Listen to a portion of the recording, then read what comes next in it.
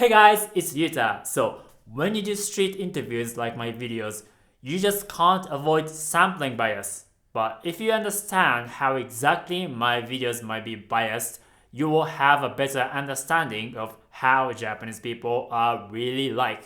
So, here's 8 most important biases that might affect my videos. Number 1. Friendliness bias.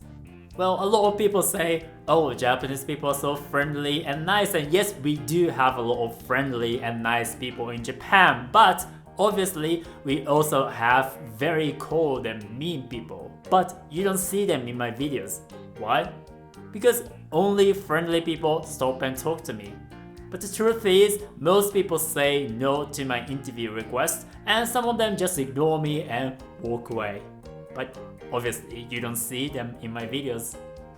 Number 2. Ryaju bias. So ryaju is a word for people who have satisfactory real life as opposed to depressing virtual life or no life. And if you think about it, people in my videos, they have friends, boyfriends, girlfriends to hang out with after work or on a weekend, so they have a good life. But one survey with 20-year-olds shows that 7% of them say they have no friend, 0 friends. But you probably don't see them in my video. Actually, it's very easy to find hate for Japanese people. You just have to go online and there are certain websites that those people hang out. Twitter is actually one of those platforms. There's a lot of hateful tweets you can find if you want to. But personally, I don't really pay that much attention to those people because you don't know who they are. They might be just frustrated teenagers picking some fight online, or they might be people who have little success in their life. I personally prefer talking to real people because you can see their faces and you can see what they are like, and you can have more context to weigh their opinions. Number 3. Attractiveness bias. Well, it depends on the topic, but when it comes to dating, I definitely want to interview attractive people because we all want to dream. And I know many of you guys come here for cute Japanese girls. I know what you're up to. And being attractive definitely affects your dating life. And many people who watch this video think that Japanese girls are too demanding, but just think about it. Those are pretty young girls. Do you know what it's like to be a pretty young girl? Well, I don't, but we can easily guess. They get all kinds of attention from all kinds of guys, and honestly, they can do pretty shitty things, but they can get away with them because they have unlimited supply of guys. So we should take that into account when we watch this kind of video. Number 4. Mutual attraction bias. Because I'm the one who interview people, it wouldn't be surprising if I attract kind of similar people. And often I feel like I could just be friends with some of the people I interview. And you know what? A few of the girls might be kind of attracted to me, and I'm definitely attracted to many of the girls because they are attractive. But if they hated me, they probably wouldn't let me interview them, so you're not likely to see the kind of people who hate me in my videos. Number 5. White collar bias.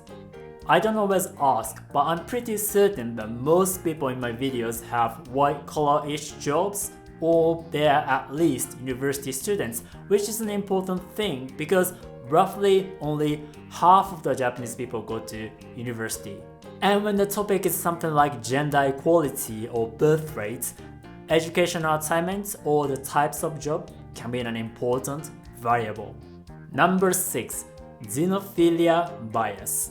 So xenophilia basically means liking foreign things. It's the opposite of xenophobia. And there's a small percentage of Japanese people who are super into foreign things, and they may travel a lot, they may study abroad, and they may hang out with a lot of foreign friends. But I don't think this affects my videos that much because most people are just normal Japanese people.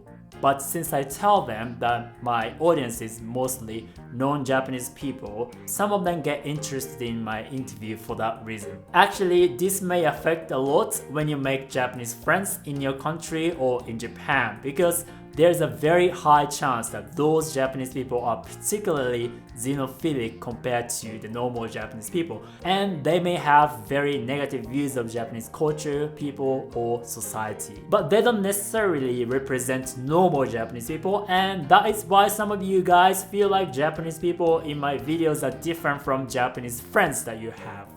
Number 7. Age bias. Now this should be pretty obvious, so here's the age structure of Japan.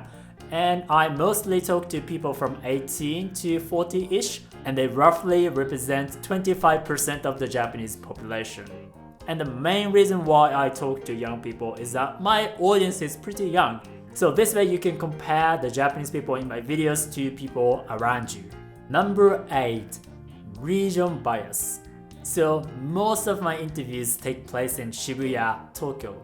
But I don't emphasize this bias too much because places like Shibuya attract people from all over the country.